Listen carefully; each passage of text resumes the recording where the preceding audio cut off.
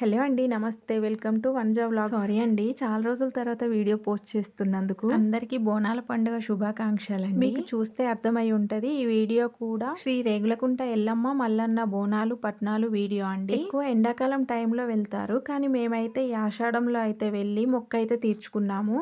ఇలా ఎవరి వీలుని బట్టి వాళ్ళు మొక్కులు అయితే తీర్చుకొని పట్నాలు బోనాలు చెల్లించుకుంటారండి.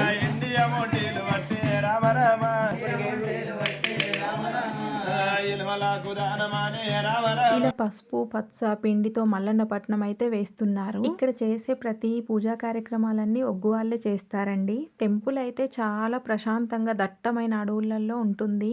ఈ టెంపుల్ వచ్చేసి సిద్దిపేట డిస్టిక్ దుబ్బాక మండల్ రేగులకుంట అండి. ఇక్కడ తూర్పు వైపు మల్లన్న, పడమటి వైపు ఎల్లమ్మ దర్శనం ఇస్తారు. ముందుగా స్వామివారిని అమ్మవారిని దర్శనం చేసుకున్న తర్వాత బియ్యం అయితే సుంకించుకొని అక్కడే కొత్త కుండల్లో బోనాలు అయితే వండి సిద్ధం చేసుకొని ముందు మల్లన్న స్వామి గుళ్ళోనైతే ఇలా పిండి పసుపు పచ్చ కుంకుమతో ఒగ్గువారు మంత్రాలు చదువుతూ పట్నాలు అయితే వేశారండి. ఇలా మన మొక్కులను బట్టి పట్నాలను అయితే చెల్లించుకుంటారు. సో అక్కడ చేస్తున్నంత సేపు అయితే చాలా కన్నుల పండుగ ఉంటుందండి.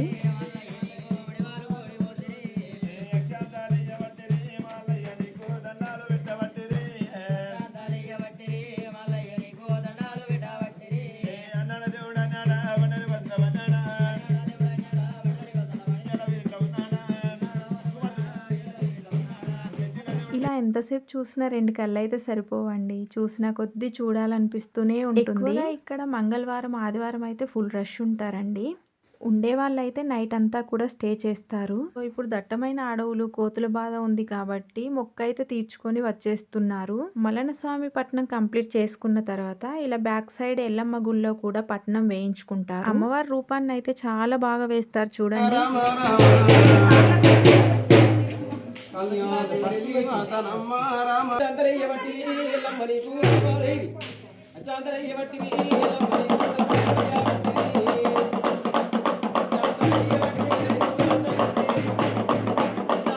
ఈ టైంలో శివసత్తులకు అమ్మవారి పూనకాలు కూడా వస్తుంటాయి.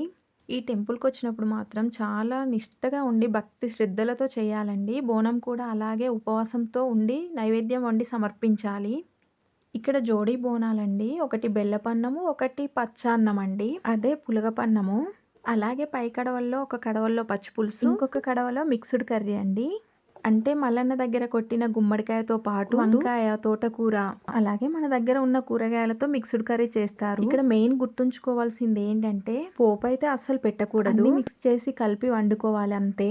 ఇలా బోనాలు అయితే వండి నైవేద్యం సమర్పించిన తర్వాత ఒక్క పొద్దు వదిలి బోనపన్నం అయితే ప్రసాదంగా తింటారు. ఇలా ఎల్లమ్మ దగ్గర మత్త కొల్పిన మేకని గుడికి దూరంగా అయితే విందు చేసుకుంటారు. ఇలా మొక్కు చెల్లించుకున్నామండి. మీకు వీడియో నచ్చితే లైక్ అండ్ సబ్స్క్రైబ్ చేయండి.